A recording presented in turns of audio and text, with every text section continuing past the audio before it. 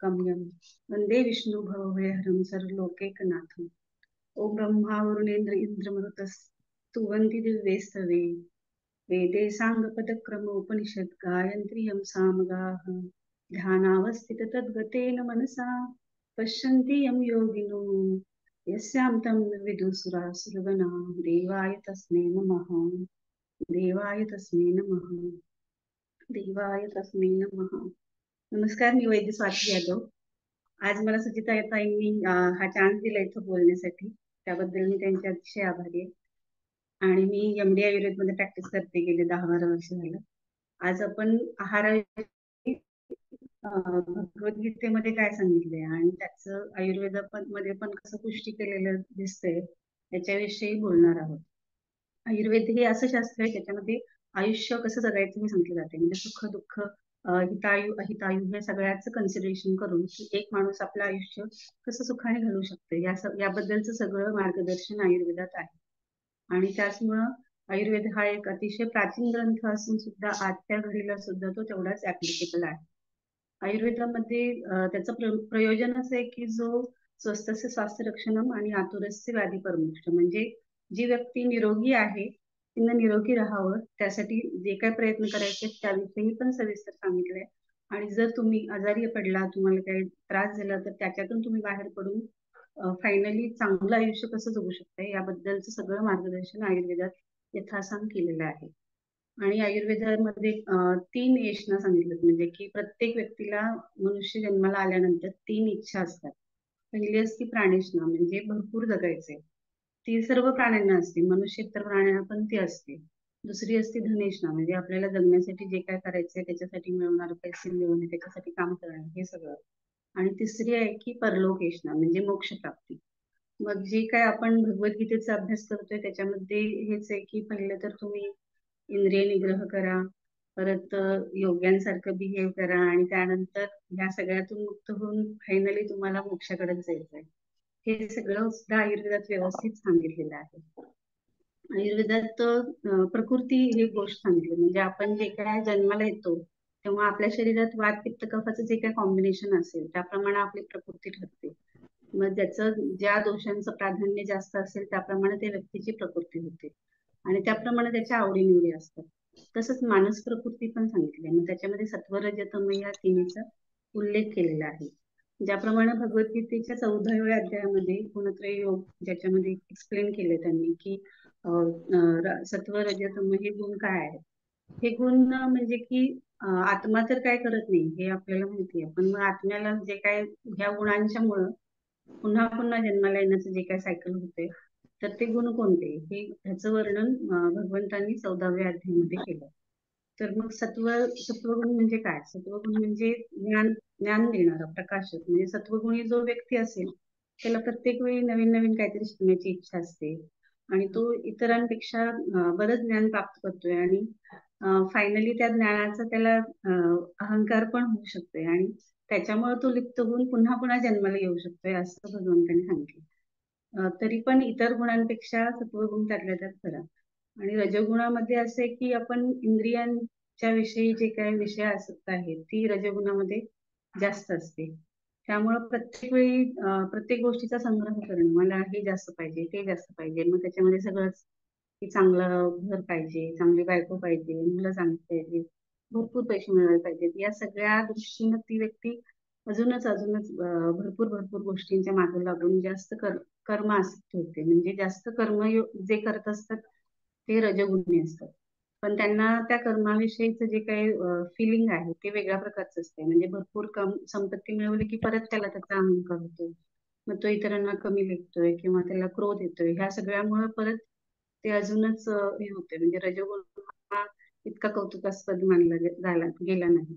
आणि त्यानंतर परत आहे की तमोगुण. तमोगुणामध्ये तर सगळीकडे अंधकार असेच गोष्टी आहेत. म्हणजे त्या व्यक्तीला कुठल्याच गोष्टीविषयी प्रॉपर ज्ञान नसते किंवा कुठलेही कर्म करताना ते आपण का करतोय किंवा त्याचा परिणाम काय होईल या सगळ्याचा विचार करण्याचा सत्सद विवेक त्याच्याकडे नसतो. म्हणून तमोगुणी व्यक्ती जी पण काय कर्म करेल त्याच्यामुळे त्याचं आयुष्य अजूनच जास्त दुःखी होते.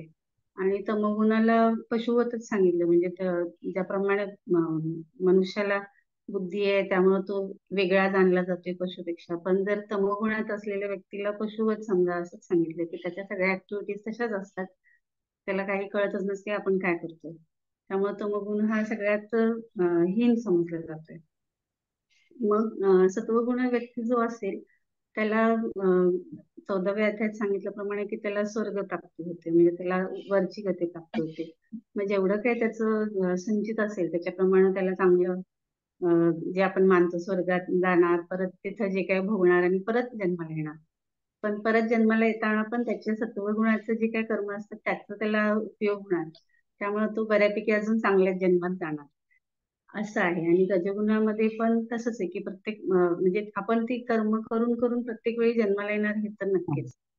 मग सत्वगुणाचा त्यातल्या त्यात फायदा असा आहे की तुम्ही ज्ञान अर्जन करण्याचा प्रयत्न करताय आणि मग त्याच्यात स्वाध्याय करताय, तुम्ही ग्रंथांचा अभ्यास कराल, नामस्मरण कराल, जे काय आपल्याला आध्यात्मिक प्रगतीसाठी करायचंय ते करणं हे सत्वगुणी व्यक्तीला जास्त पॉसिबल होते. म्हणूनच प्रत्येकानं प्रयत्न करायला पाहिजे की आपल्यातला सत्वगुण वाढावा. आणि मग त्याच्यासाठीच त्यांनी सत्वगुणी व्यक्तीची लक्षणं देऊन ठेवलेत परत, की त्याला थोड्या दिवसांनी सगळीकडे समानता जाणवते, म्हणजे सोनं काय दगड काय ह्या सगळ्याविषयी तो अनासक्त होतो, की जे काय चाललंय ते चालू दे, किंवा माझा त्यात काय रोल आहे, किंवा कुठल्या गोष्टीबद्दल अटॅचमेंट असणं नसणं, ह्या सगळ्या गोष्टी हळूहळू त्याच्यात चेंज व्हायला लागतात. मग आता हे सगळं असताना त्याच्या पॅरलल त्यांनी 17व्या अध्यायामध्ये 8व्या श्लोकामध्ये सांगितले की जे काय सत्वगुणी लोक आहेत त्यांना काय आवडते खायला आणि सात्विक आहार म्हणजे काय. त्याच्यामध्ये त्यांनी सांगितले की तो आहार रस्सा पाहिजे, म्हणजे रसनातृप्त करणारा, स्निग्ध पाहिजे, स्थिर पाहिजे, हृदयाला आवडणारा पाहिजे, असा सात्विक आहार तो सात्विक लोकांना प्रिय असतो. मग आयुर्वेदात पण तसंच सांगितलंय की शिळं अन्न नाही खायला पाहिजे. परत तुम्ही जे काय खाल ते द्रव गुणात्मक असलं पाहिजे, म्हणजे कोरडं टोचून खाणं. त्याच्यापेक्षा तुम्ही व्यवस्थित कुस्करून खाल्लं तर ते तुमच्या जास्त सगळा रक्त सगळ्या धातूंचं पोषण व्यवस्थित करायला रिस्पॉन्सिबल असते. त्यामुळे तसं खाणं अपेक्षित आहे असं आयुर्वेदात पण सांगितलं. आणि असं जर सात्विक आहार तुम्ही घेत असाल तर ते नक्कीच तुमचं आयुष्य, सत्व, बल, आरोग्य, सुख, प्रीती या सगळ्याचं वर्धन करणार आहे. असं 17व्या अध्यायातल्या 8व्या श्लोकात आपल्याला बघायला मिळते. मग जे लोक जास्त तिखट खातात, कटू, आम्ल, लवण ज्यांना प्रिय आहे ते, किंवा ज्यांना गरम गरम खायला आवडते, तिखट फार म्हणजे ठेचा, हिरवी मिरची हे भरपूर खायला आवडते, भरपूर मसालेदार विदाही अन्न खायला आवडते, त्यांना दुःख प्राप्ती होते. म्हणजे हे सगळं खाल्ल्याने तर दोषांचे डिस्टर्बन्स होणार, त्यामुळे तो व्यक्ती आजारी पडणार आणि फायनली तो दुःखी होणार. हे आयुर्वेदानुसार आपण कोरिलेट करू शकतो इकडं. आणि शिवाय त्या सगळ्या गुणांनी सगळ्या इंद्रियांची जी काही कपॅसिटी असते, म्हणजे कुठलीही एकदा सवय लागली की परत परत तेच खावं वाटते. मग त्या लोकांना भरपूर क्रोध येतो, असं जे काही खातात असं होत राहते. मग त्यांना त्याची सवय होती आणि परत परत त्यांना तेच खायची इच्छा होती. अशाने त्यांचं ते मेंटेन राहते, रजगुणातले जे काही गुणधर्म आहेत ते. मग जे तामसिक लोक आहेत त्यांना, किंवा जो आहार तामसिक आहे तो असं आहे की एकदा तुम्ही अन्न शिजवलं तर ते गरम असताना खाणं अपेक्षित आहे. 4 तासानंतर एक याम झाल्यानंतर ते परत थंड होते आणि ते परत जर तुम्ही गरम करून खाल्लं तर ते चांगलं नाही, ते तामसिक होते असं सांगितलं. त्यानंतर गतरस म्हणजे ज्याच्यातली चव निघून गेल्या, ज्याला काही टेस्ट नाही, जे प्रदूषित आहे, शिळ आहे, ती म्हणजे जे खराब झालेलं आहे, ज्याच्यामध्ये वास यायला लागले, मॉडर्न लँग्वेज मध्ये त्याच्यामध्ये बॅक्टेरिया फॉर्म झाला, फंगस लागले, असं अन्न खाऊ नये. किंवा एखाद्याचं उष्ट खाणं, म्हणजे बऱ्याच ठिकाणी असं समजून होते एकाच ताटात बसून आम्ही जेवतो, म्हणजे आमची एकमेकांविषयी फार प्रीती आहे किंवा आम्हाला फार एकमेकांविषयी आपुलकी आहे. असं नाहीये. जर तुम्ही उष्ट अन्न खात असाल तर ते तुमची बुद्धी भ्रष्ट करते, हे आयुर्वेदात पण मेन्शन केलं. त्यामुळं कोणाचंही उष्ट कोणी कधी खाऊ नये. म्हणजे अक्षरशः लहान बाळाचं सुद्धा जे काही राहिलेलं आई खात असेल तर तसंही फारसं योग्य नाहीये. त्यामुळे त्याचा पण उल्लेख आहे. म्हणजे तामसप्रिय भोजन जे लोक करतात त्यांना मग तसंच होतं की तेच तेच विचार येतात, परत दिवसभर कंटाळा येतो, काही करायची इच्छा होत नाही. हे सगळं तामसी लोकांना होत असतं. त्यामुळं बऱ्या आयुर्वेदात तर सांगितलं की तामस आहार घेतल्यानं स्मृती नाश होतो. त्यामुळे उन्माद, अपस्मार सारखे आजार, म्हणजे ज्याच्यामध्ये फिट्स येतात, ज्याच्यामध्ये अल्झायमर सारखे आजार, म्हणजे काही लक्षात राहत नाही, कुठं काय ठेवलंय ते लक्षात राहत नाही. हे सगळ्या आजारांचं कारण खराब अन्न खाणं, म्हणजे जे तामसिक गुणाचं आहे, हे आयुर्वेदानं पण मान्य केलं. त्यामुळं आहार खाताना आपल्यामध्ये हा अवेअरनेस डेव्हलप झाला पाहिजे. जसं आपण आध्यात्मिक मार्गावर आपली प्रगती करण्यासाठी जेव्हा प्रयत्न करतोय, तेव्हा आपल्याला बऱ्याच गोष्टींचा अवेअरनेस होतो की अरे, आपण हे वाचायला पाहिजे किंवा त्याच्यात काय सांगितलं, त्याचं चिंतन मनन करायला पाहिजे. सिमिलरली आपण आपला आत्मा आपल्या ह्या शरीरात राहतो, तर ते शरीर मेंटेन कसं होईल किंवा आपण जे काही खाऊ त्याचा मनावर काय परिणाम होईल याचा विचार करण्याची एक बुद्धी आपण डेव्हलप करणं अपेक्षित आहे. जेणेकरून आपण जे काही खाऊ त्याचा जो काही परिणाम आपल्या मनावर होईल त्याचा आपल्याला फायदाच व्हावा आध्यात्मिक प्रगतीसाठी. त्यामुळं हे जर ज्ञान आपण प्राप्त केलं की कुठला पदार्थ कसा आहे किंवा रॅन्डमली काहीही न खाता त्याच्यात काय घटक आहेत, मग ते काय परिणाम करतील, हे थोडं जरी आपण जाणून घ्यायचा प्रयत्न केला तर आयुर्वेदामध्ये याच्यामध्ये फारच डिटेलमध्ये इन्फॉर्मेशन देऊन ठेवलेली आहे आणि त्याचा आपण नक्कीच फायदा करून घेऊ शकतो. त्याचप्रमाणे बाहेरचं खाण्याविषयी आयुर्वेदात निषिद्ध आहे, म्हणजे की ग्राम्य आहार म्हणतात त्याला. पूर्वी लोक गावात राहायचे आणि हे जे काय असे हॉटेल वगैरे गोष्टी होत्या त्या गावाच्या बाहेर असायचे, त्यामुळे त्याला ग्राम्य आहार म्हणतात. आणि आता कसं झालंय की हॉटेलला जास्त प्रिफरन्स दिला जातोय. सगळीकडे भरपूर भरपूर हॉटेल्स अवेलेबल आहेत, त्यामुळे भरपूर प्रमाणात लोक बाहेरचं अन्न खातात. मग बाहेरचं का नाही खायला पाहिजे, तर त्याच्यामध्ये पहिले तर मानसिकता जी काही व्यक्तीची आहे ती स्वयंपाक करताना त्याला त्याच्यातून काहीतरी फायदा मिळवायचा, ते विकायचं, त्याच्यातून पैसे मिळवायचे. मग जी एखादी आई आपल्या मुलासाठी काहीतरी बनवते तेव्हा जे त्याच्याविषयी आपुलकी आहे, प्रेम आहे, अशा टाईपचं त्याच्यामध्ये होत नाही. त्यामुळे बाहेरचं अन्न खाल्ल्याने मनाचं पोषण होत नाही असं सांगितलं आयुर्वेदात. त्याशिवाय त्याच्यामध्ये जे काय कंटेंट असतात बऱ्याचदा त्याला मसालेदार केले असते. म्हणजे आता पाणीपुरी खाल्ली तर ती चटपटीतच असते द्यायची, तर त्याच्यात ओघानं जास्त मीठ घालणे, जास्त आंबटपणा, जास्त खारटपणा या गोष्टी येतात आणि ह्या सगळ्या तुमचे रक्त ही धातू खराब करायला मदत करतात आणि त्याच्यानं बरेचसे आजार होण्याच्या पॉसिबिलिटीज असतात. त्यामुळे बाहेरचं खाणे हे बऱ्यापैकी टाळलं पाहिजे. आणि अध्यात्मात ज्यांना प्रगती करायची त्यांच्यासाठी तर परान्न हे कधी पण अलाउड नाही. म्हणून तर आपल्या शास्त्रात स्वयंपाक म्हणतात त्याला, म्हणजे स्वतः स्वयंपाक तयार करणे, म्हणजे जो स्वतः पाक केलाय असा म्हणजे स्वयंपाक, तोच ते खायला पाहिजे कुठल्याही व्यक्तीने असं म्हणतात. मग ते सगळ्यांना पॉसिबल होत नसलं तरी किमान आपण घरातलं अन्न खाल्लं पाहिजे. आणि बाहेरचं खाण्यामध्ये अजून फॉल्ट असं असतं की स्वच्छता तिकडे किती पाळली गेली नाही त्याविषयी आपल्याला काही हे नसतं. म्हणजे पूर्वी असं असायचं की किचनला उंबरठा असणार, तिथं कोणी इंटर व्हायचं नाही किंवा तुमचे केस कधी ताटात आले तर ते तिथून पुढे जेवण करायचं नाही, हे अतिशय स्ट्रिक्टली लोक फॉलो करत होते.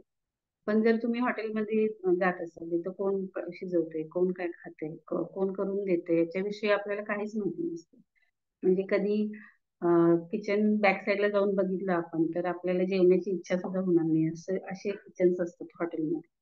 आणि त्याशिवाय शिळं अन्न तिथं जास्त खाण्याचे पॉसिबिलिटीज आहेत. म्हणजे समजा आता वेगवेगळे पंजाबी डिश आहेत काय, रेडी टू यूज असतात ते, किंवा आपण 10 मिनिटात आपल्याला ही भाजी पाहिजे असं आपण ऑर्डर केली तर ऐनवेळी ते बनवू नाही शकत, म्हणून त्यांनी आधीच ते बनवून ठेवलेलं असते ना, ते बरेच दिवस फ्रीज मध्ये तसंच ठेवतात. मग ऐनवेळी त्याच्यामध्ये दुसरी भाजी घालून तुम्हाला पाहिजे त्या फ्लेवरचं बनवून तेव्हा ते देऊ शकतात. हे होणं हॉटेलमध्ये आजकाल बऱ्याच ठिकाणी शक्य आहे. आणि त्याचमुळं तर असं होतंय की काहीतरी खाल्लं आणि मग नंतर फूड पॉइझनिंग झालं, उलट्या झाल्या, जुलाब झाला, असं बरेच काय काय होऊन परत ते लोक आजारी पडू शकतात. त्यामुळं हॉटेलचं खाणं आपण कधी पण टाळलं पाहिजे. हल्ली काय झालंय की लोकांना फूड ऍडिक्शन झालं, म्हणजे एखादा पदार्थ इथं चांगला मिळतोय, त्या ठिकाणचा वडापाव मला फार आवडतोय, तर त्याला कारण आहे की तिथं ते काहीतरी केमिकल्स त्याच्यात ऍड करू शकतात. म्हणजे अजिनोमोटो समजा किंवा टेस्ट इन्हान्सर, ते जे जिभेवर तुमच्या छोटे छोटे मायक्रोपोर्स असतात ते उलगडून ती ती वस्तू तुम्हाला जास्त टेस्टी लागते आणि परत परत तेच खावंसं वाटते. हे सगळं रजोगुण वाढल्यामुळेच होत असते. म्हणजे मला तो पदार्थ आता मिळालाच नाही तर अक्षरशः लहान मुलांना रडू येते, म्हणजे मला तिथलं ते पाहिजेच आहे, असं हे सध्या फूड ऍडिक्शन होते ऑल ओव्हर वर्ल्ड. आणि त्यामुळं सध्या आजारांचं पण जे प्रमाण आहे, म्हणजे एखाद्या माणसाला खायला नाही मिळालं म्हणून जे आजारी पडत होते पूर्वी लोक, त्यापेक्षा कितीतरी पटीने जास्त भरपूर प्रमाणात खाल्लं आणि चुकीचं अन्न खाल्लं ह्यामुळे जास्त लोक आजारी पडतात. आयुर्वेदामध्ये याच्याविषयी मात्रा हा कन्सेप्ट सांगितला. म्हणजे सगळ्यात महत्वाचा आहाराचा नियम कुठला म्हटलं तर मात्रा व तशनियात. म्हणजे तुम्ही जे काही जेवण घेताय ते प्रमाणात असलं पाहिजे. प्रमाणात म्हणजे किती प्रमाणात? तर समजा तुमचं पोट भरायला तुम्हाला 2 चपात्या खाव्या लागतात, तर ते 1/4 पोट रिकामं राहिलं पाहिजे आणि उरलेलं 3/4 भागामध्ये तुमचं अन्न आणि तुम्ही जे काही पाणी पिताय ते सगळं असलं पाहिजे. ज्याप्रमाणे आपण एखाद्या मिक्सरच्या भांड्यामध्ये काही फिरवायचं असलं तर थोडी जागा वरती ठेवतोय, तसंच पोटात पण थोडी जागा ठेवणं अपेक्षित असते. म्हणजे ते व्यवस्थित सगळे केमिकल्स त्यात मिसळतील आणि त्याचं व्यवस्थित पचन होईल. असं जर नाही केलं तर ते सगळ्यात वाईट होतं. म्हणजे सगळ्या दोषांना डिस्टर्ब करायला ते कारणीभूत असते. मग असंच आहे की लोक जोपर्यंत पोट भरत नाही तोपर्यंत जेवतात. म्हणजे भात का खायचा? तर भात खाल्ल्याशिवाय माझं पोट भरत नाही, असं बरेच पेशंट सांगतात. आणि म्हणून तर असं आहे की सगळेजण जास्त प्रमाणात जेवतात असं. आणि दुसरं म्हणजे आपल्याला भूक लागली की नाही याच्याविषयी पण अवेअरनेस लोकांच्यात नाहीये की मला टाइम झालं, 8 वाजले, जेवायला पाहिजे. मग रोजच्या रोज तुम्हाला वेगळ्या प्रकारे भूक लागू शकते. आज तुम्ही 2 चपात्या खाल्ल्या, उद्या तुम्हाला 3 चपाती खायची इच्छा असू शकते. पण याच्याविषयी पण अवेअरनेस नाही समाजात की किती खायला पाहिजे. आणि बऱ्याचदा आता तर एंटरटेनमेंटचे इतके सोर्सेस आहेत की टीव्ही बघत जेवायचं, मोबाईल बघत जेवायचं, ह्याच्यामध्ये त्या जेवणाकडे लक्षच नसते लोकांचं. आणि त्यामुळे तो जो काही भाव आहे की आपण काय खायला लागलोय, मग ते जसं सांगितले उदरभरण नव्हे जाणीवे यज्ञ करणं, का त्याला इम्पॉर्टन्स दिलं. पण तुम्ही काय खाताय हे तुम्हाला माहिती नाही. तुमचे डोळे स्क्रीनवर असतील आणि ताटातलं तुम्ही काय घेऊन उचलताय, त्याची चव काय आहे, त्याच्यात मीठ आहे का नाही, या सगळ्या गोष्टीविषयी लोकांना काही सध्या पडलेली नाही. म्हणजे बरेच लोक त्याच मार्गाने आहेत. त्यातल्या त्यात जे तरुण पिढी आहे ती तर अजूनच आहे की म्हणजे त्यांना कॉम्बिनेशन अशा ऑफर्स असतात. आता पिझ्झा एक वर एक फ्री, मग सॅटर्डे संडे पिझ्झा खायलाच पाहिजे, पिझ्झा खाताना पाणी प्यायचं नाही किंवा कोल्ड्रिंकच प्यायला पाहिजे, असे जे कॉम्बिनेशन्स होत आहेत त्याच्याने अजूनच ते वाईट होतं. मग जर आपल्यालाच त्याच्याविषयी माहिती नसेल तर मग आपण आपल्या मुलांना कसं गाईड करणार? म्हणजे बाहेरच्या गोष्टी आहेत त्याच्यामध्ये त्या टिकाव्यात म्हणून एक प्रिझर्वेटिव्ह नावाची गोष्ट असते. म्हणजे जसं की आपण चपाती बनवली तर दुसऱ्या दिवशी ती खराब होते. पण ते जे बिस्किट बनवलेले असतात ते 2-2 वर्ष राहतात. ते कसं बरोबर? तर त्यात त्यांनी केमिकल्स घातलेले असतात की ते खराब होऊ नये. मग हे प्रिझर्वेटिव्ह शेवटी केमिकल्स आहेत ते आपल्या पोटात जाणार, ते थोड्या दिवसांनी तुम्हाला साठून साठून त्याचा विषासारखे परिणाम शरीरावर दिसायला लागतात. म्हणूनच हल्ली कॅन्सर सारखे आजार वाढले. त्याच्यामध्ये छोट्या मुलांपासून सुद्धा कुठल्याही वयाच्या कुठल्याही माणसाला कुठल्याही टाईपचा कॅन्सर होऊ शकतो. सध्या अशी कंडिशन आहे. मग हे होऊ नये म्हणून कमीत कमी वेळा बाहेरचं खाणं हा त्याच्यातला सगळ्यात खेळ. म्हणजे बरेच लोक डीमार्टला जातात, महिन्याभराला लागतील तेवढे बिस्किट भरून आणून डब्यात ठेवतात आणि मुलांना देतात, स्वतः खातात. त्याच्यात मॅगी असते, चॉकलेट्स असतात, हे सगळं जण ते आणायलाच पाहिजे आणि ठेवायलाच पाहिजे अशा टाईप झालं. मग तसं पण न करता जेवढं लागेल तेवढं अन्न बनवणे, रोजच्या रोज बनवणे, ते फ्रेश खाणे हे निरोगी राहण्यासाठी अतिशय इम्पॉर्टंट आहे. आयुर्वेदात अजून पण काही गोष्टी सांगितल्यात, जसं की दिनचर्या तुमची काय पाहिजे. दिनचर्यामध्ये सकाळपासून तुम्ही उठल्यापासून काय करायला पाहिजे, मग नामस्मरण कधी करायला पाहिजे, व्यायाम कधी करायला पाहिजे, किती करायला पाहिजे, परत प्रत्येक ऋतू प्रमाणे दिनचर्या बदलायला पाहिजे हे पण सांगितलं. त्याला ऋतुचर्या म्हणतात. मग कुठल्या ऋतूमध्ये काय खायला पाहिजे हे पण व्यवस्थित सांगितलं. त्या सगळ्या विषयीची डिटेल इन्फॉर्मेशन आपण आम्ही जे चॅनल बनवले त्याच्यामध्ये घेऊ शकता. त्याच्यामध्ये कल्याणी आयुर्वेद पुणे हे ते चॅनल्स नाव आहे. त्याच्यात प्रत्येक गोष्टीविषयीचा डिटेल व्हिडिओ मी माझ्या पेशंटसाठी केलाय. ते जर तुम्ही व्यवस्थित बघितलं तर तुम्हाला पण त्याची माहिती व्यवस्थित मिळू शकेल. अजून असे की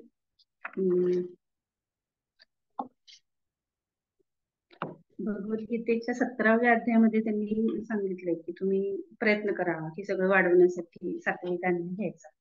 मग आता असं आहे की सत्वगुण हे काय पहिले समजायला पाहिजे. मग हे समजलं तर सत्वगुण वाढवायला पाहिजे. सत्वगुण वाढवला तर तुम्ही साधना करणार आणि मग त्याच्यामध्ये तुम्ही जर या सगळ्या गोष्टींचा विचार केला तर तुम्हाला त्याचा फायदा होणार, असं ते आहे.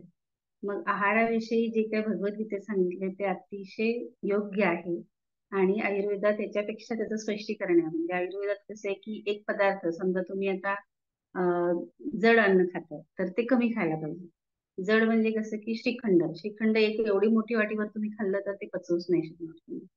मग हे बऱ्याच लोकांना त्याच्याविषयी माहितच नाही की जे काही समोर येईल ते खायचं. मग त्या गुणांचा अभ्यास करणं पण नेसेसरी आहे की कुठल्या पदार्थ खाल्ल्याने काय होईल. मग आयुर्वेदामध्ये षड्रसात्मक आहार घ्यायला सांगितले. म्हणजे कुठलाच एक चव जास्त प्रमाणात नाही खायची. एखाद्याला आंबट आवडते तर तो भरपूर आंबट खाईल आणि बाकी काहीच नाही खाणार, असं नाही चालणार. जेव्हा षड्रसात्मक आहार म्हणजे सहाही चवीचा तुम्ही आहार घेताय तेव्हा ते एकमेकांना काउंटर करते आणि वात पित्त कफ या तिन्हीचं बॅलन्स करून तुम्ही निरोगी राहायला तुम्हाला ते मदत करते. याशिवाय ते सगळ्या चवी शरीरात जे काही चयापचयाच्या गोष्टी आहेत त्याला मदत करतात. म्हणजे समजा एखादी व्यक्ती फार गोड खाते आणि बसून राहते आणि मग त्याला पुढे जाऊन डायबेटिक होते, म्हणजे त्याचे सगळं मेटाबॉलिझम त्याच्यामध्ये बिघडतं. तर हे होऊ नये म्हणून त्यांनी थोडं तिखट पण खायला पाहिजे, आंबट पण खायला पाहिजे, खारट पण खायला पाहिजे. पण जे काही आपण बाहेर खातो त्या सगळ्या पदार्थांना एक भपकेदारपणाचं झालंच असते की म्हणजे हे खाऊन तुम्हाला आवडलं पाहिजे. त्यासाठी मग त्याच्यात कोणत्याही गोष्टीचा वारेमाप उपयोग केला जातोय. म्हणूनच बऱ्याचदा आपण घरी एखादा पदार्थ जरी केला तर तो तेवढा चांगला होत नाही आणि मग लोकांना म्हणजे विशेषतः लहान मुलांना असं वाटते की आई बाहेरचा वडापाव खाल्ला की मला छान लागतंय आणि तू चांगला करत नाहीस. मग त्याला हे कारण असते की त्यांची जे काही कंटेंट ते वापरतात म्हणजे कांदा व्यवस्थित भाजला जावा म्हणून त्याच्यामध्ये बेकिंग सोडा घालणे हे आपण घरी नाही करत. पण ह्याचा आपण कधी विचार करतो का? म्हणजे बाहेर खायला गेल्यानंतर त्याच्यात काय घातलंय याचा विचार करणं हे जर आपण केलं तर 50% वेळा तर आपल्याला खाऊच नाही वाटत बाहेर. आणि हे सध्या इतकं प्रमाण वाढलंय की प्रत्येक पेशंटला व्यवस्थित विचारलं तर असं होतंय की आठवड्यातनं एकदा दोनदा तरी आम्ही काहीतरी खातोच आणि बाहेर नसेल जात तर घरी बनवलेलं खातो. मग असं आहे की घरी जर तुम्ही तो पदार्थ बनवला तर त्याच्या गुणधर्मात काही फारसा फरक होत नाही.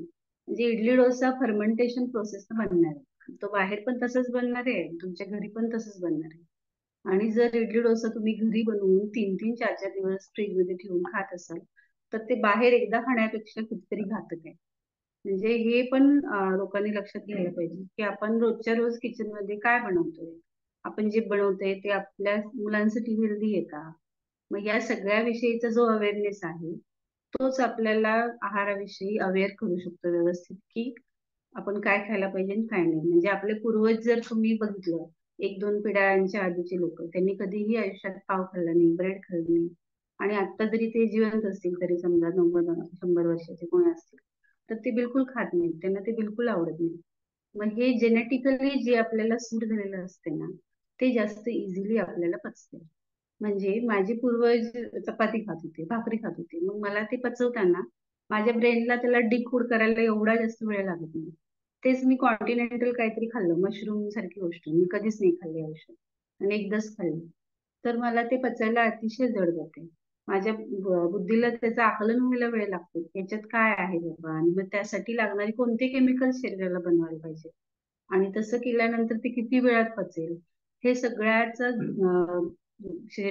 एकदम कन्फ्युजन होते बुद्धीमध्ये आणि त्यामुळं तो पदार्थ व्यवस्थित पचला जात नाही.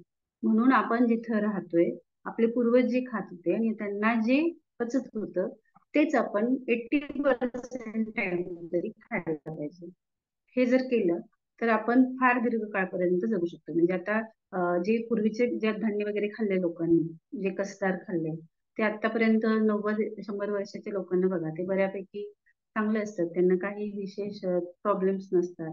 म्हणजे मधल्या पिढीला जेवढं डायबिटीज बीपी हे आजार जास्त झाले ते त्याच्या आधीच्या पिढीच्या लोकांना नव्हते. त्याला कारण तेच आहे.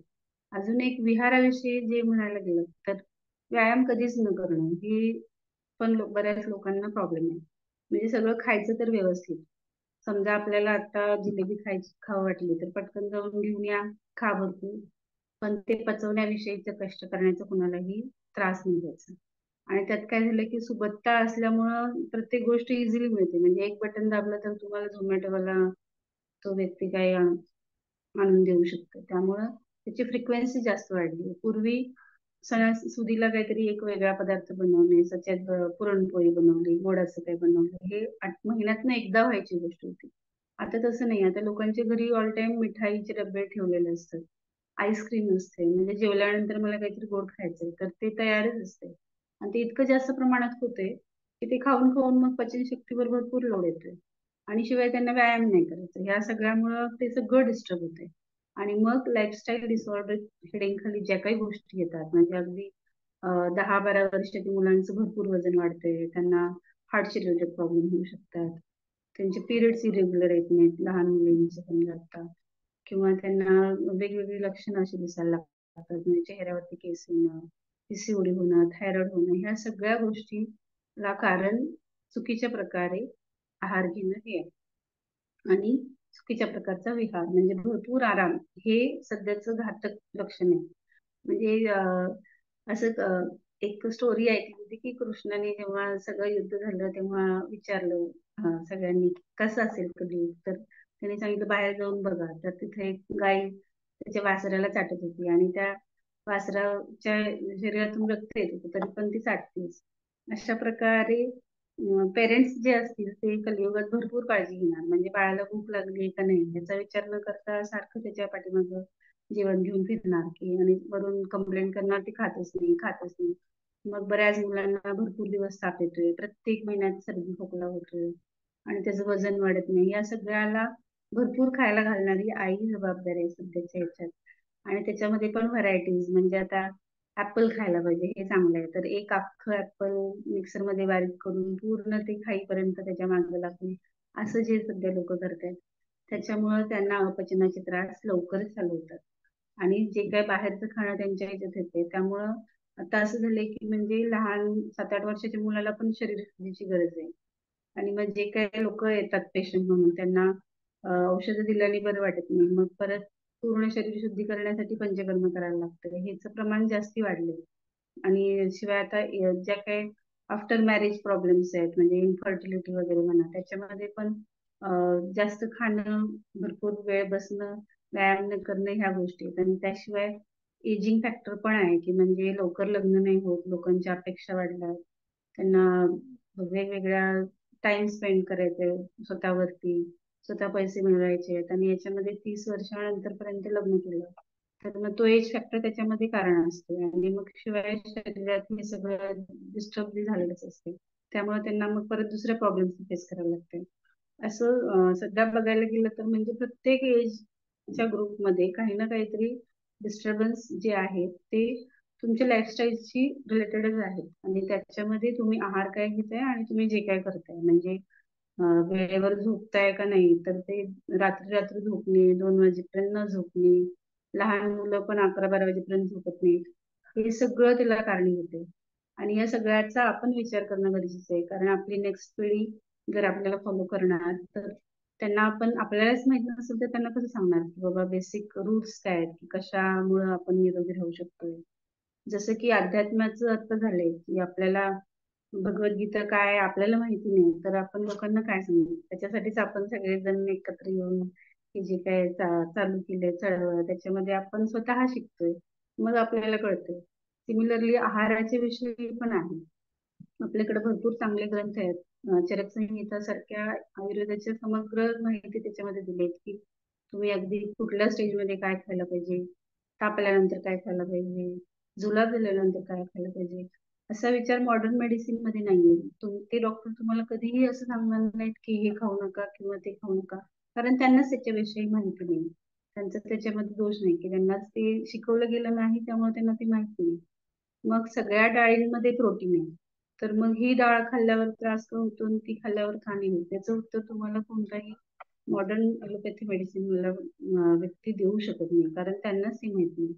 पण आयुर्वेदात हे आहे की तुरीच्या डाळीने पित्त वाढतंय आणि मुगाच्या डाळीने पित्त शमन होतंय. मग तुम्ही नियमित काय खायला पाहिजे, तर मुगाची डाळ खायला पाहिजे ना की तुरीची डाळ. मग जर तुम्ही टेस्टचा विचार करून तेच तेच वारंवार खात असाल तर तुम्ही पुढे जाऊन त्या गोष्टींना बळी पडणार यात काहीच शंका नाही. मग हे का होते, मग शेवटी तर तेच आहे की भगवंतांनी सांगितले इंद्रिय निग्रह करा. इंद्रिय निग्रह कुठं कुठं करा, तर जीवा लावले ह्याच्यावर पण इंद्रिय निग्रह करण्याची गरज आहे. मला खाऊ वाटते म्हणून किती खायचे, कधी खायचे, रात्री 12 वाजता आईस्क्रीम खाल्ल्याने काय होईल, त्याच्या वाईट परिणाम माझ्या शरीरावर काय होईल का याचा विचार करणं हे अतिशय गरजेचं आहे. आणि हे ज्ञान आपल्याला कसं मिळेल? तर हे असते की तुम्हाला पहिले माहिती पाहिजे, मग तुम्ही तुमच्या मुलांना सांगाल, तुमच्या आसपासच्या लोकांना सांगाल. त्यासाठी याचा अवेअरनेस आणि त्याच्याबद्दलचं प्रॉपर नॉलेज घेणं गरजेचं आहे. म्हणजे आयुर्वेदामध्ये अतिशय चांगल्या पद्धतीने सांगितलेलं आहे. त्यामुळं जे काय आपण जर आध्यात्मिक मार्गाच्या प्रगतीवर असू, तर तेव्हा शरीर हे चांगलं असणं पहिले गरजेचं आहे. कारण आत्म्याचं मंदिर जे काय आहे ते शरीरच आहे. आणि शरीराच्या ठिकाणीच मन आणि आत्मा जर वास करत असतील, तर आपलं शरीर चांगलं असेल तरच आपलं मन व्यवस्थित काम करतंय. आणि मन चांगलं असेल तरच आपण मग मनाची एकाग्रता आणि मग त्याचे वेगवेगळे त्याच्यावरती लेवलवरती काम करू शकतो. आणि तरच आपली जी काही साधना आपण करतोय ती फलित होऊ शकते. म्हणून सगळं स्टार्ट होते शरीरापासून आणि शरीराचं पोषण होते आहारापासून. त्यामुळे आहाराविषयी अवेअरनेस ही अत्यंत काळाची सध्या गरज आहे. आणि ते रॅन्डमली न करता प्रत्येक गोष्टीविषयी, जसं की आता डिटेलिंगचा जमाना आहे, प्रत्येक गोष्टीविषयी तुम्हाला डिटेल इन्फॉर्मेशन पाहिजे, तर ऑफकोर्स ती आयुर्वेदात अवेलेबल आहे. आणि त्यासाठी तुम्ही प्रॉपर अप्रोच करून प्रॉपर आयुर्वेदाची इन्फॉर्मेशन घ्या. आणि तुमची आध्यात्मिक प्रगती तुमच्या शरीराच्या मदतीने व्यवस्थित चालू राहील अशी मी अपेक्षा करते. मुळे ताईंनी मला इथं 4 शब्द बोलण्यासाठी संधी दिली, त्याबद्दल मी अतिशय आभारी आहे. आणि सगळ्यांना धन्यवाद करते. जय श्रीकृष्ण. छान, ते खूप सुंदर सांगितलं बरं का. त्याची बेसिक माहिती पण छान प्रकारे समजावून सांगितलीत अगदी, की सध्या गरजेचं हेच आहे की बाहेरचा अवेअरनेस खूप जास्त वाढलेला आहे. घरामधलं प्रत्येक जणच घरामध्ये करतं असं नाही आहे. आणि प्रत्येकालाच बाहेर जावं असं वाटतं. मला पण मनामध्ये विचार आला की तुम्हाला एकदा विचारू काय की की नाही, ते कसं होतंय आता, जेवढं आपण त्याच्यात जाऊ ना तेवढा आपल्याला आपोआपच तशी आपली बुद्धी तयार होते ना, त्यामुळे ते नाही होत नाही तेवढं बरोबर. जास्त नाही. हा. अगदी क्वचित कधीतरी म्हणजे महिन्यातून वगैरे. हा, हा. मग 80% 80-20 रूल तिथं पण आहे ना, तुम्ही 80% फॉलो करा, बरोबर. 20% तुम्ही चीट करा, तेवढं शरीर टॉलरेट करू शकते. अगदी पण बरोबर आहे. 80% चुकीचं खाल्ल्यावरती नाही मग काय करू नाही शकणार. होऊ शकत. खरंच आहे, खरंच आहे. हो, हो. चालेल, चालेल. कोणाला काही थँक्यू. प्रश्न जर विचारायचे असतील तर विचारूयात. हो, हो, सगळ्यांना चालेल. हा अनम्यूट केलंय मी. समजा जर कोणाच्या मनामध्ये प्रश्न असतील, काही विचारायचे असतील, तर हीच संधी जय आहे श्री डॉक्टरांना विचारायची. हा बोला ताई, जय मेधाताई श्री बोला. कृष्ण. हा बोला. बरोबर. हो बोला दादा. हा नाही, हा, बोला की. ताईंना बोलायचं ना. हा बोला हा ताई.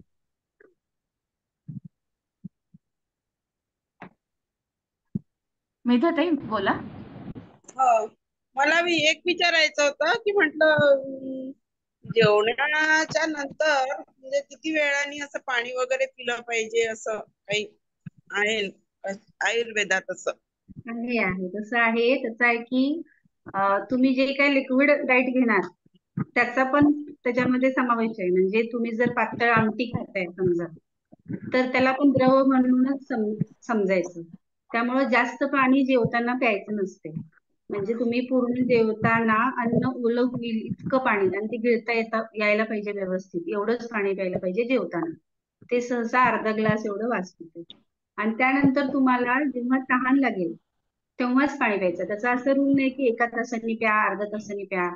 तहान लागणं हे इम्पॉर्टंट आहे. ज्याप्रमाणे भूक लागल्यावर जेवणं हा बेसिक नियम आहे, तसंच तहान लागल्यावर पाणी पिणं हेच बेसिक आहे. आणि याच्याविषयी आपण माझ्या चॅनल मध्ये तुम्ही जर बघितलं तर वेगळा व्हिडिओ मी केलाय की पाणी किती प्यायला पाहिजे, कधी प्यायला पाहिजे. हे सगळे बेसिक जे प्रश्न सगळ्यांना येतात ना, म्हणजे माझ्या पेशंटसाठी ते मी प्राधान्याने केले. पण त्याची मी लिंक शेअर करते खाली ताईंना सांगून, मग ते सगळ्यांना उपयोगात एक राहील. विचारायचं होतं की म्हटलं जेवणानंतर साधारणतः किती तासांनी पाणी पिलं पाहिजे, की अर्ध्या तासांनी, 1 तासांनी, असं असं काही आहे? असं रूल नाही, असा रूल नाही. तुमच्या प्रकृतीनुसार तुम्हाला कधी तहान लागेल तेव्हा पाणी प्यायचं. अर्ध्या तासाने प्या, 1 तासाने प्या असं नाही. हो. जर तुम्ही जेवताना थोडं पाणी पिलं असेल ना तर लगेच तहान लागत नाही. अन्न पचल्यानंतर एकदम तुम्हाला तहान लागणार.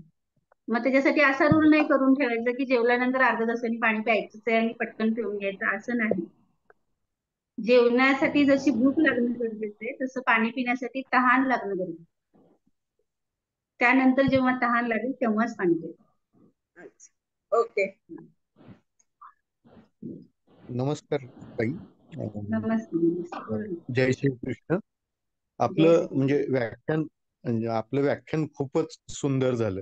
म्हणजे हो, अं, धन्यवाद. मला म्हणजे मनापासून ते मी त्याचा म्हणजे विचार करू शकलो. कारण मी लहानपणापासून म्हणजे बाहेर राहतो म्हणजे, आणि ज्यानंतर मी माझं वाचन वाढत गेलं. म्हणजे मला आठवतं मी इंजिनिअरिंगला असताना चरक संहिता वाचली होती. मी इंजिनिअरिंगचा हो, विद्यार्थी, पण छान छान.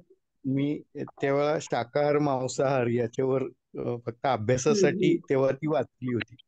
तेव्हा आपलं बर. भारतीय ज्ञान किती आगाध आहे याची हो कल्पना हो. तेव्हा आली. पण नाही, खरंच कसं आहे आहे. की गीता ही किती किती विविधांगी आहे, आयुष्याला मार्गदर्शन करणारी आहे. की आहारासारख्या गोष्टीचा सुद्धा उल्लेख गीतेमध्ये आढळतो. आणि युक्त आहार विहारस्य.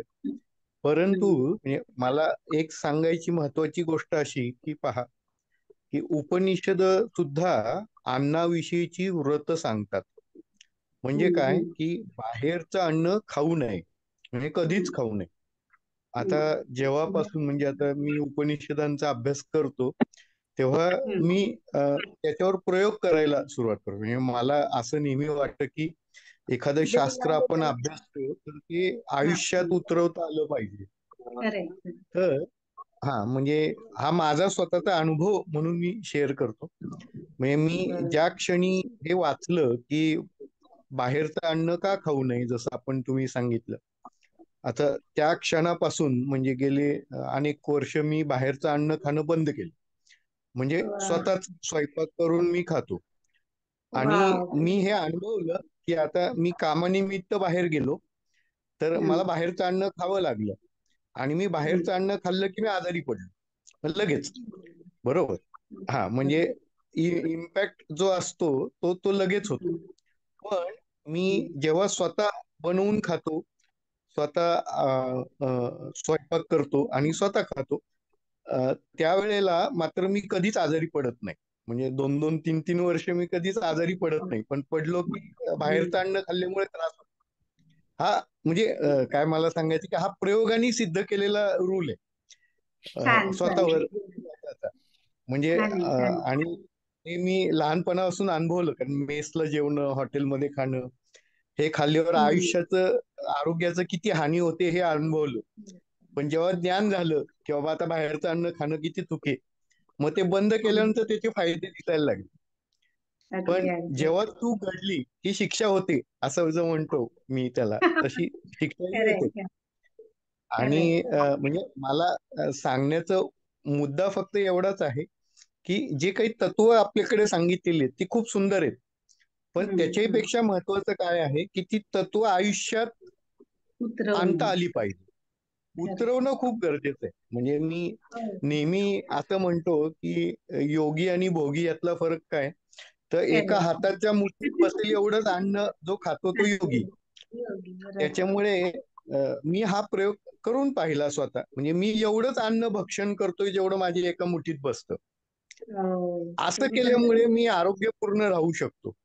बरोबर. पण मी जेव्हा अति अन्न भक्षण करतो तेव्हा, म्हणजे एका मुठीपेक्षा जास्त अन्न भक्षण करतो तेव्हा मी आजारी पडतो. अगदी म्हणजे खरं हे आहे. प्रयोगाने सिद्ध करणारं नाही, शास्त्र आहे ही गोष्ट अगदी असं खरी मला आहे की आपण एक दिवस जर बाहेर गेलो तर आपल्याला इनडायजेशन व्हायला सुरुवात होती, त्रास व्हायला सुरुवात होती. म्हणजे कुठेही जरी आपण रोजच्या रुटीन पेक्षा थोडस जर वेगळं करायचा प्रयत्न केला तर आपल्याला त्रास होतो. हे अगदी खरं आहे. ते कळणं पण त्यामुळे सत्वरजतमाच्या लेवलवरती डिपेंड आहे. म्हणजे तामसिक माणसाला त्याची जाणीव पण नाही होत की आपल्याला आपण काय खातोय आणि असं येते. त्यामुळे त्यांना म्हणजे त्यांचं कॅज्युअल अप्रोच असते. एवढं काय बाहेरचं खात नाही मी असं सांगतात लोक. मग विचारलं की परत कळते. आठवड्यात मी 3-4 वेळा तर खातच. तरी पण ते पण शेवटी सत्वरजतमावरती डिपेंड आहे की तुम्हाला कळतंय तरी का तुम्ही काय करता. बरोबर.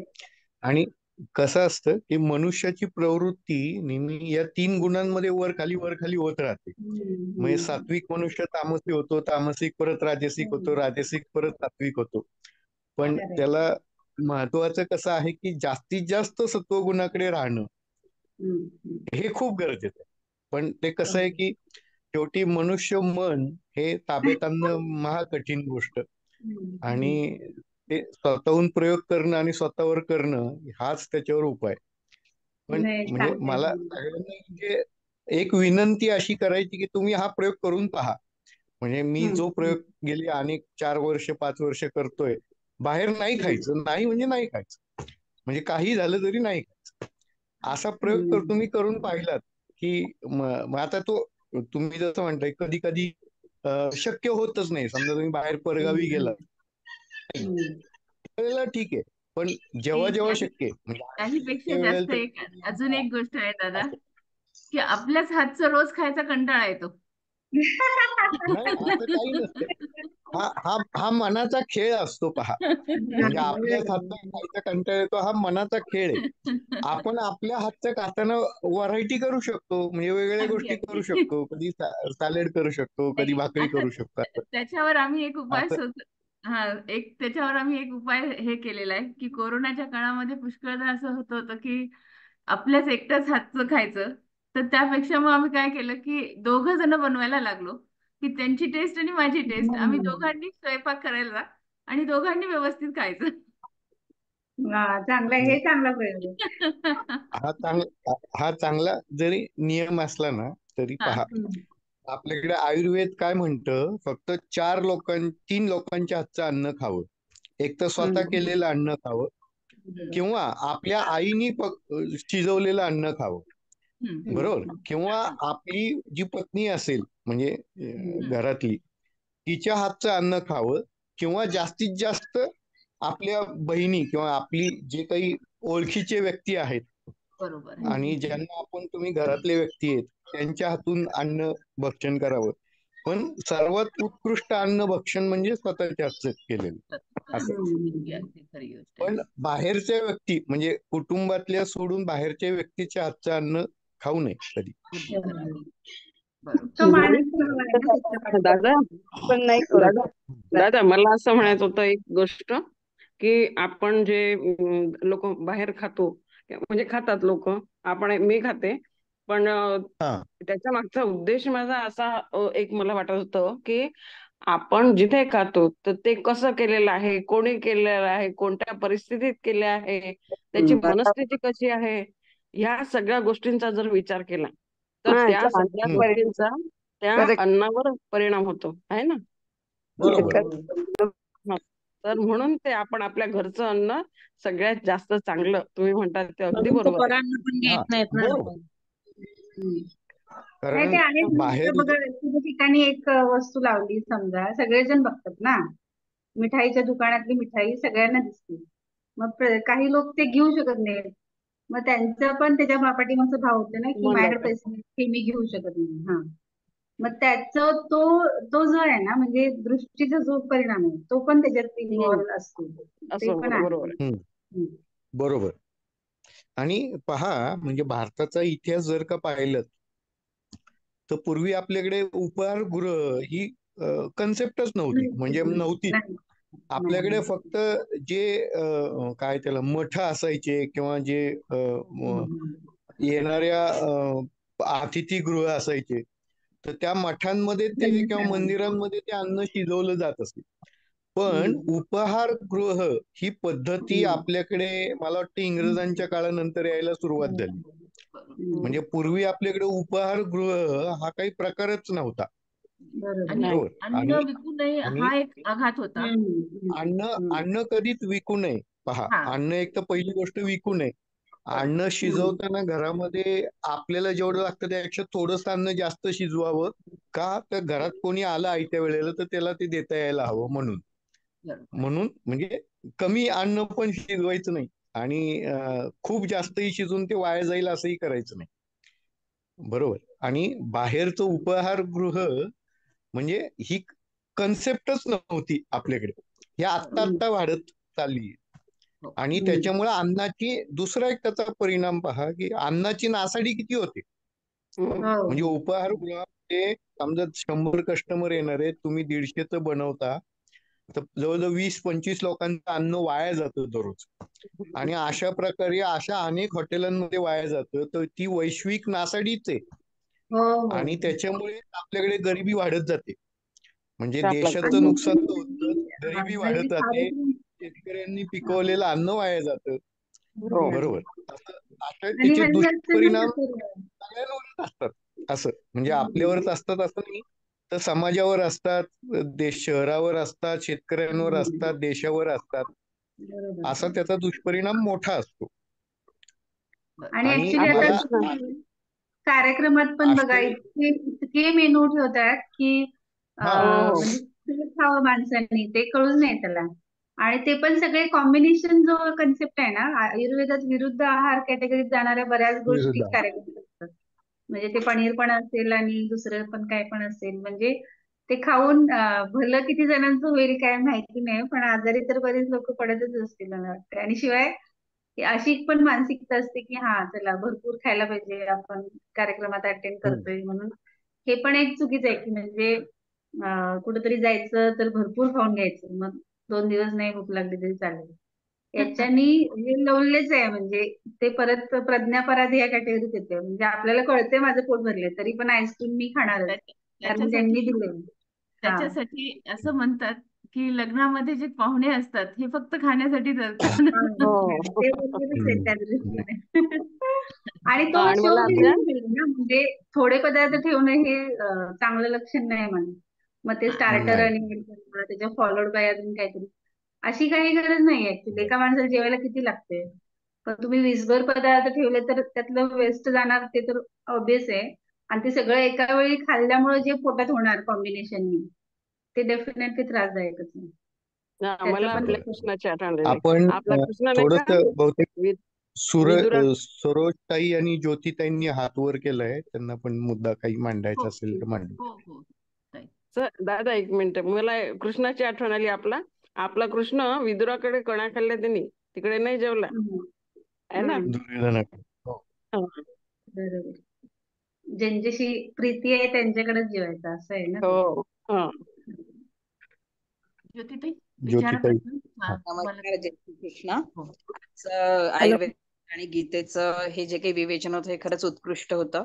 सगळं मन लावून मी ऐकलं. आणि माझा एक असा प्रश्न आहे सध्या की 7च्या आत जेवायचं संध्याकाळचं जेवण, पण आता नाही हम्म. झालं हम्म. तर ऍक्च्युली असा नियम आहे का काही आयुर्वेदामध्ये की 7च्या आतच आहे. जेवायचं आपण हो. संध्याकाळ जेवायच्या आतच? त्याचं कसं आहे की अग्नीची असं आपण असं काही जेवून नाही, हम्म. आपण किमान 9च्या आत तरी जेवतोय, म्हणजे जी काही सवय आहे शरीराला.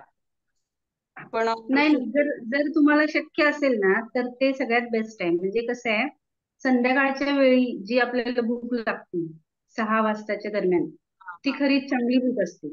तुम्ही आता जैन समाजात बघितलं तर बघा, ते सूर्यास्तानंतर काही खात नाहीत. हम्म सूर्यास्ताच्या अगोदर जे खातात आणि ते भरपूर वर्ष जगतात, म्हणजे 100-100 वर्षापर्यंत काही होत नाही त्या लोकांना.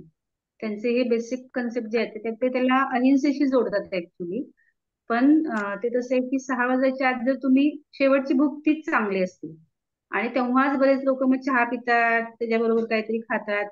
ती भूक मग टाळून पुढे 9 वाजेपर्यंत कधी पण जेवा. मग तसं शास्त्रात नियम कसं आहे की तुमच्या वेळेच्या नंतर जर तुम्ही जेवणार असाल तर जेवढं तुम्ही नॉर्मली जेवणार आहे त्याच्या अर्धच जेवायचं. आणि हम्म काही कारणाने जर तुम्हाला 10 वाजल्यानंतर वगैरे घरी आला तेव्हा जेवायचं गरज आहे, तर तर जेवण नाही केलं तर जास्त चांगलं आहे. थोडंसं दूध पिऊन झोपला तर ते जास्त हेल्थसाठी चांगलं आहे. पण हा लोकांना याच्याविषयी हे नाही की म्हणजे न जेवता कसं झोपायचं असं वाटतं ते. त्यामुळे बऱ्याचदा उशीर 12 वाजेपर्यंत लोक जेवत राहतात. मग ते पचवायचं कधी शरीरानं, झोपायचं कधी आणि अन्न कधी पचवायचं, त्या बरं. सगळ्यामुळे ते नाही, दुखतं. पहा याच्यावर आधुनिक संशोधन काय सांगतं ते पहा. नाही मला आता अनेक वर्ष युरोपमध्ये राहतो मी, पहा. हम्म. म्हणजे आता हम्म. गेली हम्म. 26-27 वर्ष मी युरोपमध्येच आहे. हम्म. युरोपियन लोक नेहमी संध्याकाळी 6 ते 7च्या आत जेवतात. बघा, आता त्यांचा भारतीय दर्शनशास्त्रांशी काही संबंध नाही, बरोबर. हम्म. परंतु सूर्यास्त व्हायच्या आधीच म्हणजे इथे लवकर होतो किंवा उशीर होतो, पण 6 ते 7च्या वेळेला मुलं आणि मोठी माणसं सुद्धा जेवून घेतात. हो आणि युरोपियन लोक जर का तुम्ही ऑब्झर्व केली तर त्यांचं आयुर्मान कमीत कमी 95 वर्ष ते 100 वर्ष आहे. बरोबर. युरोपियन लोक कधीही 9 नंतर फक्त कुठेतरी पार्टीला गेले असतील तरच उशिरा जेवतील, नाहीतर घरामध्ये असताना 9च्या आत, सॉरी 7च्या आतच जेवतात. म्हणजे लहान मुलं सुद्धा जेवतात आणि मोठी माणसं सुद्धा 7च्या आत जेवतात. म्हणजे सांगण्याचा उद्देश काय की सूर्यास्त व्हायच्या आधी जेवण जर का संध्याकाळचं आपण केलं तर ते आपल्या आरोग्यासाठी उत्तम आहे. आणि झोपण्याआधी आपल्याकडे उलट नियम पाळला जातो, दूध सकाळी पाजायला देतात मुलांना. हे संपूर्ण चुकीचं आहे. दूध नेहमी झोपताना द्यावं, कारण दूध पचायला वेळ लागतो, आणि सकाळी मात्र फळं खावी, असं आहे. असा नियम आयुर्वेदाने सांगितलाय. हा, पण त्याच्यामध्ये एक करेक्शन आहे की जर तुम्ही उशिरा जेवत असाल तर मग दूध नाही प्यायचं, नाहीतर ते बरेच लोक हा, असे उशिरा जेवत करतात. असेल तर नाही. हा, 7ला जेवतात जेवून आणि रात्री 9 अर्ध्या वाजता दूध पिऊन झोपणे, असं. हा, 7ला जेवून तुम्ही 10ला झोपत असाल तर ते उत्तम आहे. 3 तासात बऱ्यापैकी अन्न पचते आणि तुम्ही झोपताना जे काही शरीराला रेस्ट मिळणार आहे, शरीराचं जे इतर काम करायचं शरीराला ते करण्यासाठी रक्तपुरवठा व्यवस्थित पूर्ण शरीरभर होतोय. अदरवाईज आपण जेवून जर झोपलो लगेचच्या लगेच तर जास्त 3-4 तास रक्तपुरवठा पूर्णपणे पोटाला अन्न पचवण्यासाठी तिकडच करायला लागतो शरीराला. त्यामुळे इतर जे काय सगळं विअर टिअर झालंय शरीरात, तिथं दुरुस्ती करायची ते सगळे कामं डिस्टर्ब होतात आणि त्यामुळे लोकांची झोप चांगली होत नाही. असं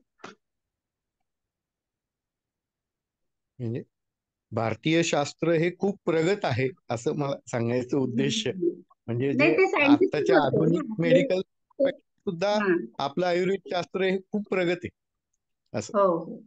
आयुर्वेदाला ब्रह्मा स्मृत्वा म्हणलंय, म्हणजे ब्रह्माजींनी स्वतः स्मरण करून ते सांगितलं अश्विनी कुमारांनी. म्हणजे ते देवांनीच सांगितले की तुम्ही कसं राहिलं पाहिजे, तर त्याच्यात काही शंकाच असणार नाही, असं आहे. आणि ते सिद्ध पण आहे, एवढे वर्ष त्याच्यात काही बदल सिद्ध आहे. करण्याची गरज नाही. गरज नाही, बरोबर.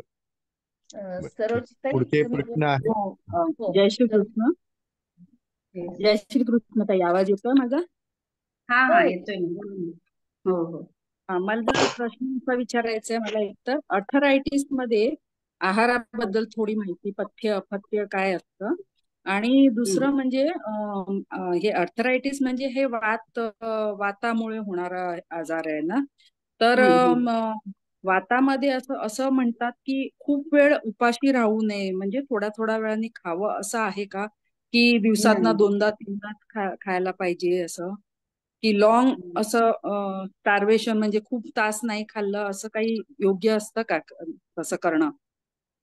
तसं नाहीये. ते वातव्याधींचे 2 प्रकार आहेत. म्हणजे एक वात वाढतोय जिथं तुमचा धातुक्षय होतोय, म्हणजे चांगला आहार नाही मिळाला, त्याच्याने वजन कमी झालं, मग सगळ्या धातूंचं पोषण नाही झालं, तेव्हा हा. जे होते धातुक्षयामुळे होते. आणि दुसरं जे आहे, तुम्ही फार खाल्लं त्यामुळे अजीर्ण झालं आणि त्यामुळे जे काय तयार झालं शरीरात ते सांध्यांच्या ठिकाणी जाऊन राहिलं, सांध्यांना सूज आली, ताप आला आणि त्याच्याने झालेले सांध्याचे आजार. हे 2 बेसिक प्रकार आहेत. अच्छा. त्याच्यामुळं जो वात त्या टाईपचा आहे, म्हणजे जो धातुक्षय झालाय, तिथं त्याला पोषण करण्याची गरज असते. त्याला मग दूध तुपासारख्या गोष्टी येणं गरजेचं असतं.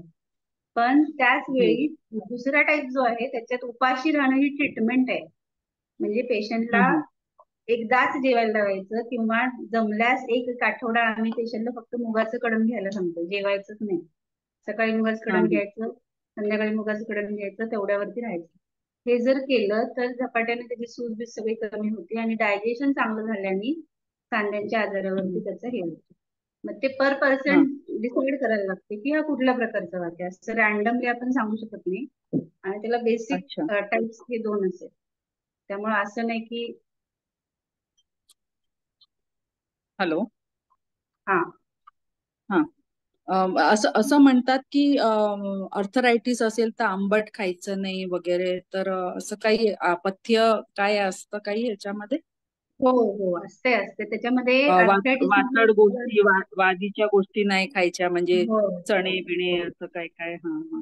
होय होय ओके. होय, असते तसं असते. कारण मला आता असं सुरुवात आहे, थोडं हाताची बोटं जरा थोडी वाकडी झाली आहे, तर हम्म. त्याच्यामुळे मला ते पथ्य अपथ्य काय आहे ते जरा थोडस हवं होतं. थोडक्यात सांगू शकलात तर बरं होईल. तुम्हाला युट्यूबवर ढीगभर व्हिडिओ मिळतील. वात रक्त असं सर्च करा, तुम्हाला हा जे ते विचारायचं माहितीये मला, ते युट्यूबवर असतात, याद पण होईल. मला आता तुम्ही समोर बोलतायत तर मी आता लगेच इकडे विचारते. तर नाही, मी तुमचे स्पेशल व्हिडिओ बनवते. हा आपला विषय वेगळा चालू आहे सध्या, त्यामुळे ते मॅडमना प्रॉब्लेम येईल परत, सुचिताताईंनी.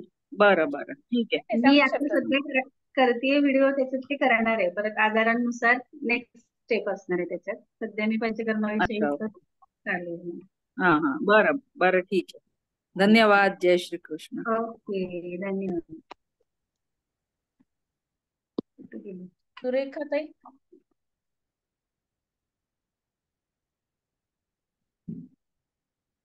सुरेखाताई जोशी. हा, आजचा विषय छान होता. Thank you thank you. आणखीन एक मी हे म्हणजे एक प्रश्न फक्त छोटासा, की मुगाचं कढण पिऊन वजन कमी होतं का पण? हो किंवा हो. किती वेळा नाही म्हणजे दिवसातून किंवा आठवड्यातून 2दा घ्यायचं की दररोज घ्यायचं? कसं आहे माहितीये का, आपल्याकडे उपवासाचा जो कन्सेप्ट आहे ना, की उपाशी राहायचं एक दिवस, मग हा त्याला हा हा आध्यात्मिक लोकांनी का दिलंय, की ते तुमच्या हेल्थसाठी लोक पाळतील, की धर्मासाठी राहा, उपाशी तर राहतील, असं म्हणून ते दिलंय. मग तेव्हा पूर्णपणे जर तुम्ही उपाशी राहू शकला आठवड्यातनं एक वेळ जरी, तर शरीरात जे काय पडून राहिलंय नाही पचलेलं, ते पचायला वेळ मिळतो आणि त्याच्यानी हो मग तुम्हाला आजार होत नाही. सिमिलरली जर तुम्हाला भूक नाही लागली, आता ते तुम्ही ठरवायला पाहिजे, की आज मला भूक नाहीये, मी किती खावं. तर तेव्हा पचायला हलका पदार्थ खावा, म्हणजे मुगाचं कढण घेतलं तरी मला सफिशियंट आहे. हे जर हा तुम्हाला आठवड्यात रोजच वाटत असेल, तर एक आठवड्याभर पण तुम्ही संध्याकाळच्या वेळी कढणच घेऊ शकताय. त्याच्याने काही तुम्हाला प्रॉब्लेम नाही हो होत. आली अच्छा. बरं, नातू आलाय त्याच्यामुळे नंतर बोलेल, वाटल्यास वेळ असेल तेव्हा, नाही तर बोलू नाही देणार. पण आजचा विषय छान होता. परत जर आपल्याला मिळाली तर आपण नक्कीच त्याच्यावर विचार हो करू हो, म्हणजे चालेल बोलू चालेल चर्चा करू शकतो. हा चालेल. चालेल चालेल, ठीक आहे, ओके. थँक्यू. अजून कोणाला काही विचारायचं आहे? माझ्या मते सगळ्यांचे प्रश्न झाले असतील. अजून कोणाला विचारायचं असेल तर हँड रेज करा फक्त.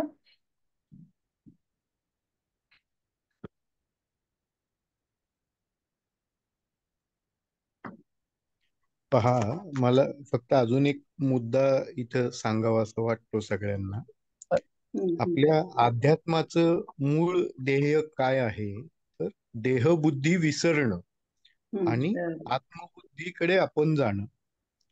बरोबर. म्हणजे देह आरोग्यपूर्ण का असावा, तर आपली जी साधना आहे ती योग्य मार्गाने चालत राहावी. आपण आत्मा आहोत याच्यासाठी आपली बुद्धी, मन, देह हा सर्व त्या दिशेने पुढे जावा यासाठी तो आहे. बरोबर. त्यामुळे पहिली ही गोष्ट आपण स्वीकारायला शिकलं पाहिजे, की आपला जो देह जसा परमेश्वराने दिला आहे तो आपला तसाच आहे. म्हणजे त्याच्यामध्ये काही फारसं अट्टाहास करत बसायचं नाही, किंवा मी असंच असलं पाहिजे, मी तसंच असलो पाहिजे, किंवा मी असाच दिसलो पाहिजे, किंवा मी तसाच दिसलो पाहिजे. बरोबर. असं कधीही करू नये. जसा देह परमेश्वराने दिलाय तो फक्त चांगल्या पद्धतीने सांभाळायचा. का, तर देह हा एक टूल आहे. टूल म्हणजे काय, हत्यार आहे. म्हणजे जसं आपण हत्यार नीट सांभाळतो, म्हणजे काय कुऱ्हाड असेल किंवा खोरं असेल किंवा हे असेल, हे जसं आपण नीट स्वच्छ पुसून विसून ठेवतो, का तर ते आपल्याला कामाला उपयोगाला यावं. तसंच देहाचं आहे. आपलं मूळ काम आपलं मूळ काम काय आहे, आपलं मूळ काम आत्मज्ञान मिळवणं हे आहे. त्याच्यामुळे देहाचं लालून चालून करत जगायचं नाही, देहाचं फक्त पोषण करत जगायचं आणि स्वतःला स्वीकारत जगायचं. आणि तिसरं महत्वाचं तत्व नेहमी आपण जगलं पाहिजे, ते म्हणजे तक्रारी करणं बंद करायचं. म्हणजे जीवनात तक्रार करायची नाही, की मला असं होतं, मला तसं होतं, मला हेच दुखतं, मला तेच दुखतं. अजिबात तक्रार करायची नाही. जे आहे तसं आहे. कारण ते आपल्या स्वतःच्या प्रारब्ध कर्माचं फळ आहे. बरोबर, आपलीच काहीतरी कर्म असतात म्हणून आपल्याला ते भोगावं लागतं. त्याच्यामुळे स्वीकार आवश्यक असतो आयुष्यात. म्हणजे तक्रार करत जगायचं नाही. मी अनेक लोकांकडे असं बघताना हे पाहतो की सतत तक्रार करायची सवय असते, सोडून द्या. दुसरी गोष्ट, देह फक्त टूल आहे असाच व्यक्त विचार करा. त्याच्यापेक्षा जास्त त्याला महत्व देऊ नका, देहबुद्धी वाढवू नका. नाहीतर मग काय होईल की तुम्ही तुमच्या मूळ देहापासून अनेक कोस लांब फेकले जाल आणि फक्त देहाच्या पालन पोषणासाठी जगत राहाल. आणि तुम्ही कितीही देहाचं पालन पोषण केलं तरी तुम्ही अनंत काळ जगणार नाही, हे लक्षात ठेवा. तुमचं आयुर्मान जेवढं परमेश्वराने दिलंय तेवढंच तुम्हाला मिळणार आहे. त्याच्यापेक्षा एक क्षणही जास्त नाही आणि एक क्षणही कमी नाही. बरोबर, म्हणजे मला काय सांगायचं, एक एक क्षणही तुमचा, ज्या क्षणी तुमचा मृत्यू लिहिलाय त्या क्षणीच तो येणार आहे. म्हणजे तुम्हाला काही विकृती असतील, काय असतील, काही फरक पडत नाही. बरोबर, त्यामुळे आणि तुम्हाला जगणं लिहिलं असेल तर तुम्ही जगणारच आहात. तुम्हाला किती रोग झाले तरी तुम्ही तुमचं जगणं थांबणार नाही, म्हणजे तुमचा जीव जाणार नाही. त्याच्यामुळे त्याला फार महत्व देऊ नका. महत्व कशाला द्या, तर नामस्मरणाला द्या. म्हणजे मी आजकाल स्वतः हा धडा शिकलो स्वतः की नामस्मरणच महत्वाचं आहे, बाकी काही आयुष्यात महत्वाचं नाही. बरोबर, आणि जितकं काळ नामस्मरण करत राहू तितकं आपण आत्मोन्नतीच्या दृष्टीने चालत राहू. त्याच्यामुळे ह्या 3 गोष्टी ज्या व्यक्तीला समजल्या, म्हणजे तक्रार करायची नाही, देहाबुद्धीला जास्त महत्व द्यायचं नाही, देह हा टूल आहे, त्या टूलला नीट सांभाळून नीट जपून करून ठेवायचं. फक्त दसऱ्याच्या दिवशी पूजा करायची आपण, शस्त्रपूजन करायची. बरोबर, बाकी बाकी महत्वाचं आपलं जे ध्येय आहे ते म्हणजे आत्मोन्नती आहे. एवढंच मी आपलं थोडक्यात सांगू इच्छितो, बाकी काय. छान. अगदी बरोबर दादा, अगदी बरोबर आहे. नाही, ते आयुर्वेद अवतरणाचा जो स्टोरी आहे ना, त्याच्यामध्ये हेच आहे की पहिले सगळे साधू संत तपश्चर्या करताना त्यांना जेव्हा व्याधीग्रस्त झाले ते ह्याच कारणाने की त्यांनी परत वेगवेगळ्या व्हरायटी खायला चालू केलं आणि त्याच्यामुळं ते आजारी पडायला लागले. मग त्याच्या साधना त्यांची खंडित व्हायला लागली. तर मग सगळ्यांनी सभा भरून मग काहीतरी आपण असं शोधून काढलं पाहिजे की ज्याच्याने आपण दीर्घकाळी निरोगी राहू. यासाठी त्यांनी दक्ष प्रजापतीला आपला हे बनवला, प्रतिनिधित्व करावे आणि मग ते आयुर्वेदाचं अवतरण पृथ्वीवर झालं, अशी त्याची स्टोरी आहे. म्हणजे तेच आहे. आणि म्हणजे योगाचं पण तसंच आहे की योगासनाचा अभ्यास का करायचा की तुम्हाला साधना करताना त्या स्थितीत बसण्यासाठी तुमच्या शरीराची तयारी पाहिजे. पण सध्या असं झालंय की आसनांनाच जास्त इम्पॉर्टन्स दिला गेलाय आणि नियमांचा काही फारसा विचार केला जात नाही आणि त्यामुळं मग त्याचा उद्देश पण तो सफल होत नाही. म्हणजे शरीर निरोगी राहते एवढा पुरतच योगासनाचा किंवा अष्टांग योगाचा एवढा लिमिटेड वापर आहे असं जगभर प्रसिद्ध झालंय आणि नियम सगळे विसरतात लोक इझिली आणि ती प्रॅक्टिस पण कोणी करत नाही कारण ते अवघड पण आहे, असं पण आहे त्यामुळे पण आहे.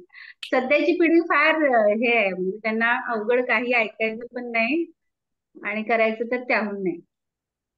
त्यामुळे ते अवघड आहे. म्हणजे चांगलं पण त्यांना करणं अवघड जाते. ब्रह्ममुहूर्तावर उठणं हे जवळपास सगळ्यांना अवघड जातं. नाही नाही, इम्पॉसिबल आहे. ते लोक झोपतात ब्रह्ममुहूर्ताला, तर 3-4 वाजेपर्यंत तो जागा असेल तर कशाला उठते ब्रह्ममुहूर्ताला. त्याचा मोबाईल बंद पडला की मग तो बंद पडतोय, असं झालंय सध्या. अगदी. ते अवघड आहे. वैशालीताईंचा अजून एक प्रश्न आहे बहुतेक. ताई, त्यांनी हँड रेस केलाय. वैशालीताई बोला. हॅलो. हा बोला ना, बोला बोला ताई. वैशालीताई, हँड रेस तर केलाय त्यांनी.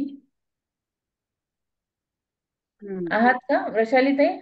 बोलायचंय तुम्हाला? ठीक आहे, चालेल. नाही, ठीक आहे, काही थँक्यू हरकत थँक्यू वन्स अगेन. अतिशय हो. आभारी आहे मी. मला छान वाटलं, आयुर्वेदाचं या पद्धतीने गप्पा पण झाल्या आणि हो.